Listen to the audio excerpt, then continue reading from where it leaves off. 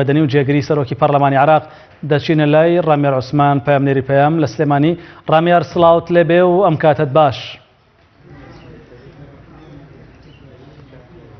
بەڵێ زانە ئەم کاتەی ئێوەش باش. مەبەستی کۆبوونەوەی ڕێکخراوەکان یاخود بەشێک لە ڕێکخراوەکانی کۆمەڵگەی مەدەنی لەگەڵ جێگری دووەمی پەرلەمانی عراق چییە؟ بەڵێ مەبەستی کۆبوونەوەکە بۆ پێدانی یادداشتێک بووە بە جێگری سەرۆکی پەرلەمانی عراق. یادداشتەکە بڵێن وەکو نەخشە ڕێگایەک بووە بۆ مەسەلەی پرۆژە یاسای بودجەی 2018 عراق و هەروەها مەسەلەی موچەی هەرێمی کوردستان و هەردوو وەزارەتی پەروەدە و تەندروستی.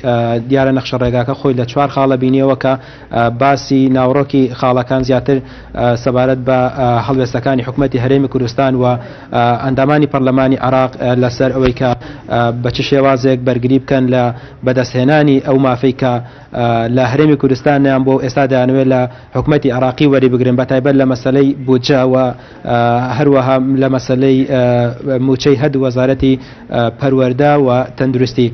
دیارە کۆبوونەوەکە لەگەڵ جێگری وەکو ئاماژەم پێکرد سەرۆکی پەرلەمانی عراق بووە لە دوای کۆنگرەکە لە دوای کۆبوونەوەکە ڕاستەوخۆ کۆنگرەیەکی ڕۆژنامانی هەم ڕێکخراوەکان هەم جێگری سەرۆکی پەرلەمانی عراق سازکرا.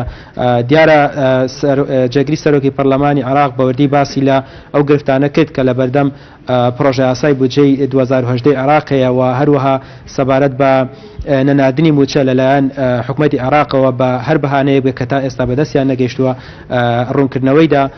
سەبارەت بە بودجە جێگری سەرۆکی پەرلەمانی عراق ئاماژەی بۆ کرد کە کۆبوونەوەکانی ئەوان و کوتلە کوردیەکان لە ئەنجومەی نوێنانی عراق لەگەڵ سەرۆکۆسیرانی عراق بەردەوامی هەیە. دیارە تا ئێستا نەگەیشتون بە هیچ ڕێکەوتنێک سەبارەت بە ئەوەی پشکی کورد لە بودجەی عراق گۆڕانکاری تێدا بکرێت، بەڵام ئەمان وتیان کۆبوونەوەکانی ئێمە بەردەوام دەبێت و لە هەر ئەگەرێکدا ئەگەر بێت و گۆڕانکاری نەکرا لە پشکی بودجەی عراق ساڵی 2018 بەتایبەت لەم کێشانەی کە هەیە دیارە ئەو ملاحەزاتانەی کە هەشیان بووە ئەگەر بێت و بە هەندوە نەگیرێ ئەمان ئاماژیان بەوە کرد کە بایکۆتی دانیشتەکانی پەرلەمانی عراق دەکەن لە داهاتوودا.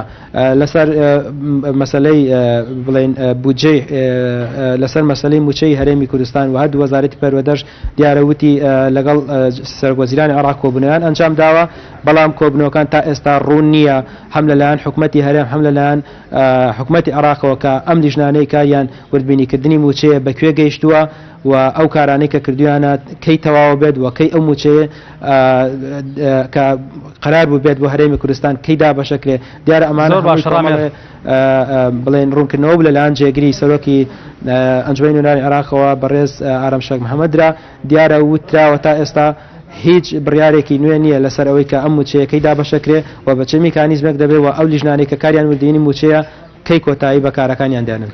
زۆر باشە.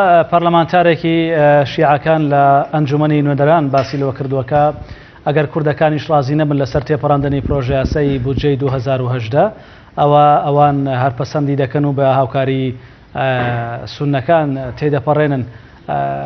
باسی لەوە نەکرد کە کارتی فشاری لایەنە کوردیەکان و فراکسیۆنە کوردیەکان لە بەغدا چییە؟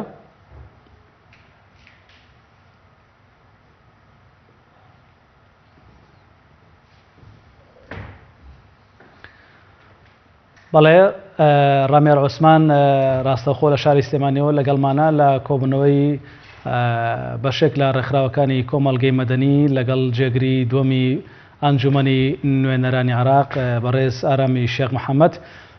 ڕامێر دیارە گوێبستی پرسیارەکەم نەبووی، مەبەستم بووە ئەو پرسیارە بکەم کە ئەندامێکی ئەنجومەنی نوێنەران باسی لەوە کردووە ئەگەر کوردەکانیش ڕازی نەبن لەسەر تێپەڕاندنی پرۆژە یاساکە لەسەر ئەو ڕێژەی کە وەکو پشکی کورد دیاری کراوە ئەوان هەردەنگی لەسەر دەدەن و لە یەک دوو ڕۆژی داهاتوودا تێدەپەڕێنن.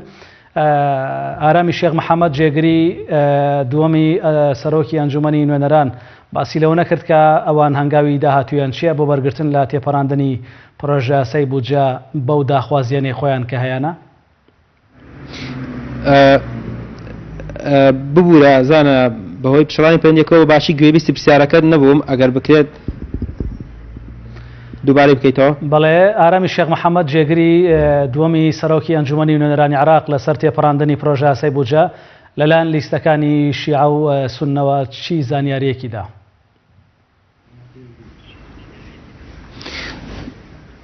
بەڵێ لە کۆبنەوەکە بەڕوونی ئاماژەی بەوە کرد یعنی لە هەر ئەگەرێکدا ئەگەر بێت و پرۆژه یاسای بودجەی 2010 بەم جۆرەی کە ئێستا هەیە بە ئەو کۆمەڵە تێبینەی کە کورتێتی لەسەر پرۆژەکە ئەگەر بێت و ینی تێپەڕەندرێت جەنابیان ڕاگەیان کە ئەوان وەکو لیستە کوردستانیەکان لە دانیشتنیدا هەتوی پەرلەمانی عراق بەشداری لە کۆبنەوەکاندا ناکەن ینی ئەمە بڕیاری سەرجەم لیستە کوردیەکانە لە پەرلەمانی عراق هەڵوێستیان ئەوە دەبێت کە بەشداری کۆبنەوەکان ناکەن پرسیاری ئەوم کرد ئەگەر بێت و کورد بەشداری نەکات لە دانیشتەکانی پەرلەمان چ کاریگەریەکی دەبێت لەسەر ئەوەی کە گۆڕانکاری دەکرێت لە پرۆژه یاسای بودجەی عراقیان نا جەنابیان وتیان کە بێت و ئەگەر بێت و کورد بەشداری نەکات پێدەچێت کە گویان لێ بگیرێت چونکە دەنگێکی باشەیە لەلایەن لیستە کوردیەکانەوە واتە یەک هەڵوێستیەکەیە لە نێوان سەرجەم فراکسیۆنە کوردیەکان لە پەرلەمانی عێراقەوە وا دەکات کە کاریگەری خۆی هەبێت لەسەر دەنگدان یاخود ڕەتکردنەوەی پرۆژه یاسای